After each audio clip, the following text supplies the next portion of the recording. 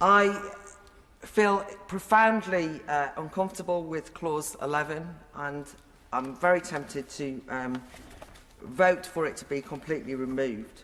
But I did want to listen to the debate, and I'm afraid that the people who've argued for the removal of Clause 11 have given me pause for thought, which wasn't what I expected to happen when I arrived.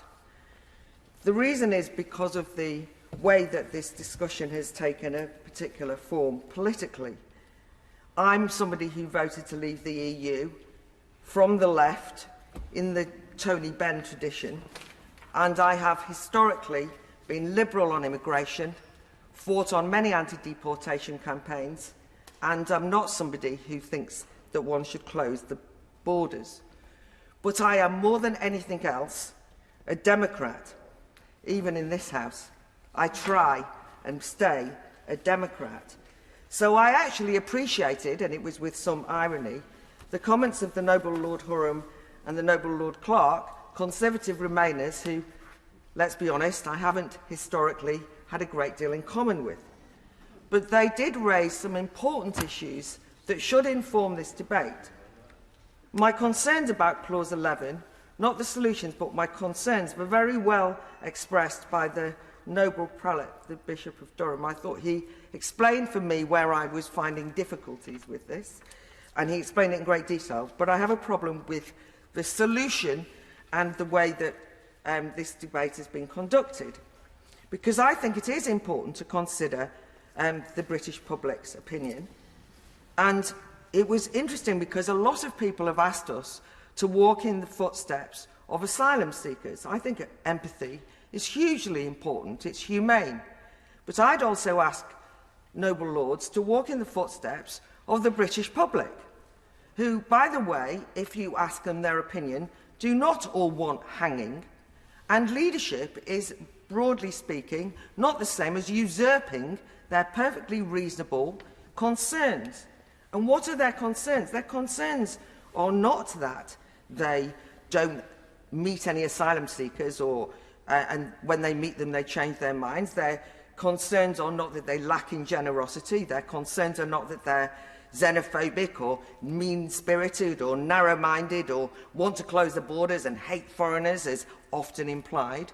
Their concerns are that they would like control over the borders, which I think is a perfectly reasonable demand, and the visceral illustration of a lack of control over the borders has been given to us by those arriving in boats, and we're all trying to untangle what to do about it as humanely as possible. And that includes, by the way, the British public, who, millions and millions of them, are actually incredibly generous of spirit, of all sorts of people, and don't need lectures from here about how they have to open their hearts to people, because they are full of heart-brimming generosity in all sorts of ways.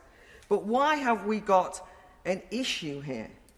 And this is the bit that I can't untangle. There are people who are seeking asylum, legitimately. One wants to welcome them. There are people who are trying to come to the country who are undoubtedly illegal immigrants, as anyone would understand them.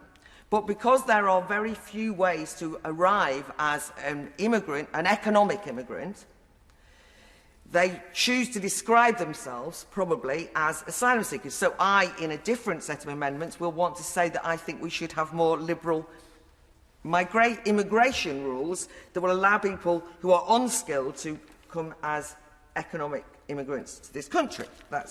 But we can see that, and it's perfectly reasonable, that you can't just say to people, everybody who arrives on a boat is obviously an asylum seeker, and everybody who worries about them arriving must be a mean-spirited, horrible person who hates foreigners. That's my concern. Now, I've got another, and so I'm trying to untangle that because I genuinely don't know what to do, right? And as I say, I would be liberal about economic migrants coming to the country, as much as I would be liberal about asylum seekers coming to the country, but I feel as though everyone's being forced to declare that they're asylum seekers because it's the only route in that you won't get kicked out.